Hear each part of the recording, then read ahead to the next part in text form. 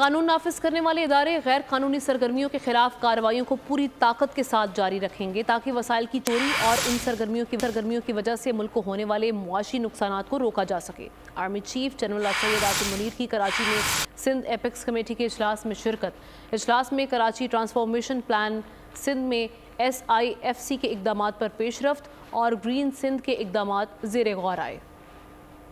Army chief general Syed Asim Munir कहते हैं कानून नाफिज करने वाले इदारे गैर कानूनी सरगर्मियों के खिलाफ कार्रवाइयों को पूरी ताकत के साथ जारी रखेंगे ताकि वसाइल की चोरी और उन सरगर्मियों की वजह से मुल्क को होने वाले मुआशी नुकसानात को रोका जा सके। Chief of army staff general Syed Asim Munir ने कराची का दौरा किया और निगरान वज़ीर आला सिंध जस्टिस रिटायर्ड मकबूल बाकर के हमरा सूबाई एपेक्स कमेटी के इजलास में शिरकत की। इजलास में नेशनल एक्शन प्लान सिंध के कच्चे के इलाके में ऑपरेशन CPAC मंसूबों पर काम करने वाले गैर मुल्की शहरियों की हिफाजत, गैर कानूनी गैर मुल्कियों की वतन वापसी, गैर मुल्की करेंसी को रेगुलराइज करने के इक़दामात से मुताल्लिक़ ब्रीफिंग दी गई। ISPR के मुताबिक इजलास में कराची ट्रांसफॉर्मेशन प्लान सिंध में SIFC और आए। इजलास के दौरान आर्मी चीफ ने तारीखी इक़दामात के असरात के लिए तमाम मुताल्लिक़ा महकमों के दरमियान हम आहंगी की ज़रूरत पर जोर दिया। शुरका ने इस बात का इयादा किया कि रियासती इदारे, सरकारी महकमे और आवाम सूबे की तरक्की और खुशहाली के लिए मुत्तहिद हैं। क़ब्ल अज़ीं आर्मी चीफ की आमद पर कोर कमांडर कराची ने उनका वालेहाना इस्तकबाल किया।